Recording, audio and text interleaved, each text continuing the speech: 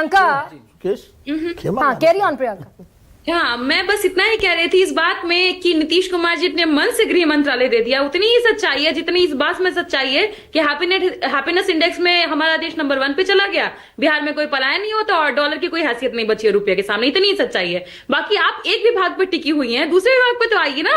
दूसरे विभाग पे मैं इसलिए बात कर रही हूँ क्योंकि जब स्वास्थ्य मंत्रालय चला गया मंगल पांडे जी के हाथ में, तो फिर से चूहों में खुशी की लहर दौड़ पड़ी है गरिमा जी। अब बहुत सारे आंख खाने को मिलेंगे, बहुत सारे पैर खाने को मिलेंगे। एक चूहा मंत्रालय का गठन क्यों नहीं हुआ, मैं तो इस बात से अचंभित हूं।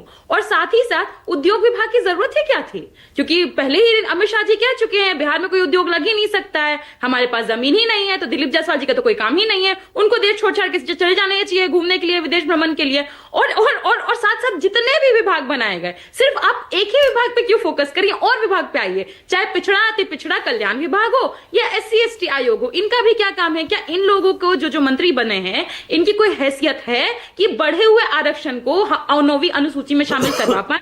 कुछ नहीं कर पाएंगे ये लोग। कृषि विभाग का क्या काम है? APMC एक्ट तो नीतीश कुमार जी ने खत्म कर दिया 2006 में। किसानों की जो हालत है बिहार में, ये तो पूरा देश देख रहा है, मंडी व्यवस्था है ही नहीं। ये लोग जितने भी लोग बनाए, वो जो 35 सीटें हैं, वो जो महागठबंधन की 35 सीटें हैं, RJD की 25 सीटें हैं, 10% का स्ट्राइक रेट है मार्कशीट पर, अगर ये नंबर के तौर पर अंकित होते तो फेल्ड स्टेटस लिखा जाता। प्रियंका, नीतीश कुमार के पास मौका भी कहां छोड़ा आपने? ज्ञानेश जी के हाथ में तो जब सब कुछ रहता है ना, तो फेल्ड स्टेटस छोड़िए ना, ऐसा करते हैं कि थक जाते हैं रिपोर्ट कार्ड बनाते बनाते। कितनी जीत गए होते अगर SIR नहीं हुआ होता?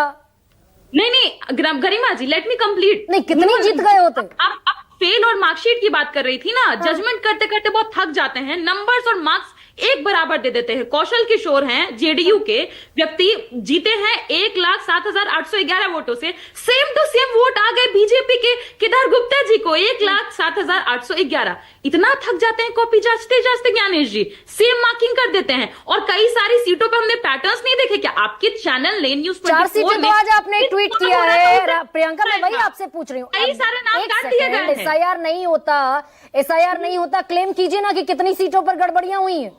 14 तारीख के बाद तेजस्वी यादव डिसअपियर्ड हैं। हम वही तो पता लगा रहे हैं। हम तो जितने सारे पैटर्न्स देख रहे हैं, सारे के सारे इतने चिंताजनक है कि मैं क्या बताऊं। आपने मुझे यहाँ चर्चा पर इसलिए बुलाया तो मैं यहाँ पर आई, पर हमें सुप्रीम कोर्ट जाना है, हम वहां भी जाएंगे, सड़क पर जाना है, वहां भी जाकर लड़ाई लड़ेंगे। अच्छा ठीक है, 1 सेकंड प्रियंका, आखिरी लास्ट कंक्लूडिंग मैं रिमार्क ले लूं।